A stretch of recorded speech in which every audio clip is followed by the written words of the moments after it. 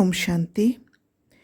व्यक्त भाव से ऊपर रहे, फरिश्ता बन उड़ने वाले सर्व बंधनों से मुक्त भव। देह की धरनी व्यक्त भाव है। जब फरिश्ते बन गए फिर देह की धरनी में कैसे आ सकते? फरिश्ता धरती पर पाँव नहीं रखते। फरिश्ता अर्थात उड़ने वाले, उन्हें नीचे की आकर्षण खींच नहीं सकती। नीचे रहेंगे तो शिकारी शिकार कर देंगे, ऊपर उड़ते रहेंगे तो कोई कुछ नहीं कर सकता। इसलिए कितना भी कोई सुंदर सोने का पिंजरा हो, उसमें भी फंसना नहीं। सदा स्वतंत्र बंधन मुक्त ही उड़ती कला में जा सकते हैं। उड़ते तब है जब कहीं पर बंधे हुए नहीं हैं। उड़ने वाले फरिश्ता जब कोई नीचे की आकर्षण में फंसते हैं, माना समझ की बुद्धि में परिवर्तन आ जाती है। ज्ञान से बातों को ना समझ कर्मेंद्रियों से बातों को समझते हैं, तो उस परिस्थिति में बंध जाती है।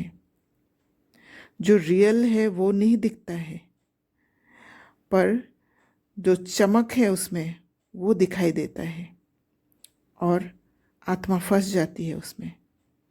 इसी को आकर्षित होना कहते हैं। क्योंकि कर्मेंद्रियों से जब समझते हैं तो परिस्थिति आत्मा को वश कर लेता है और उसी स्थान में भटका देता है। डिवाइन बुद्धि उस भटकन से अनडिवाइन बना देता है। डिवाइन माना भगवान जैसा, जो स्वयं का अंदर का आवाज़ से जुड़े रहते हैं, जो आत्मा को गाइडेंस देता है। इस कनेक्शन से ही उड़ने का पंख लगता है, बाबा से जुड़ने का।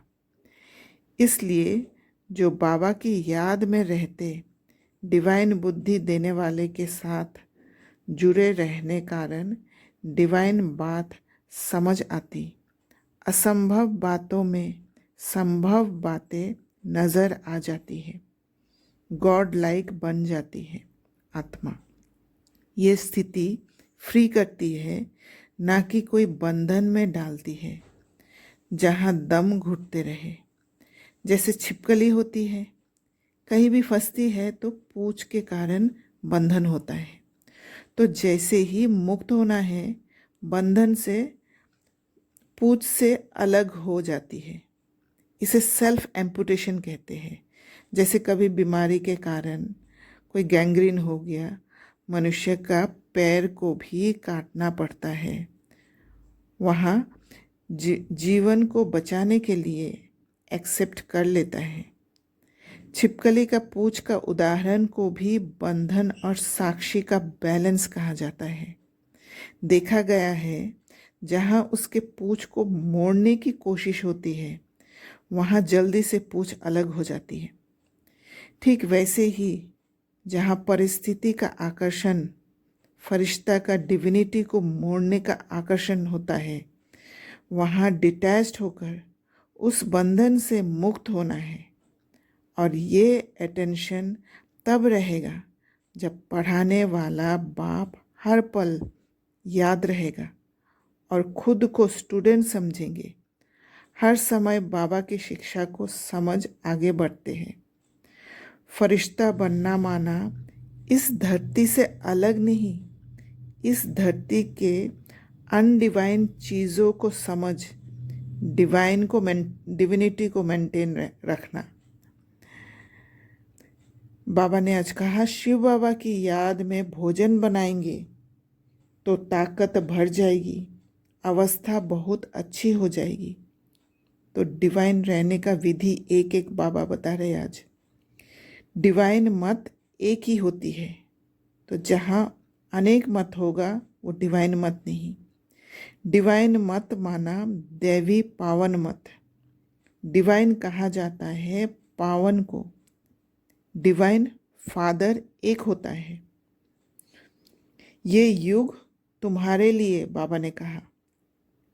तो डिवाइन हम आत्माओं को ही बनना है। डिवाइन निर्विकारी को कहा जाता है। निर्विकारी होते हैं निर्विकारी दुनिया में। डिवाइन जीव आत्मा कहा जाता है। सिर्फ आत्मा को डिवाइन नहीं कहते। तो इसका अर्थ है जब आत्मा शरीर द्वारा एक्शन में आते हैं, कर्म करती है, तब आत्मा को डिवाइन जीव आत्मा कहा जाता है। बाबा ने ये भी कहा, जहाँ तक जीना है याद में रहना है और ज्ञान की वर्षा तो होती ही रहती है। जब तक निश्चय बुद्धि नहीं बने तब तक बुद्धि में आएगा नहीं। इसलिए बाबा पूछते हैं, कहाँ तक निश्चय हुआ है?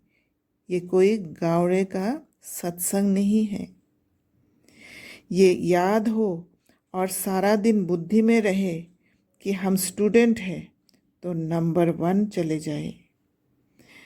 परंतु तुम्हारे में भी नंबरवार है। बाबा कहते हैं, मुझ पढ़ाने वाले को याद करो। मैं ही बाप, टीचर, गुरु हूँ। तीनों को इकट्ठा याद करना है। लायक बनाने वाला को याद करने से ही लायक बनते जाते हैं। अच्छा, ओम शांति।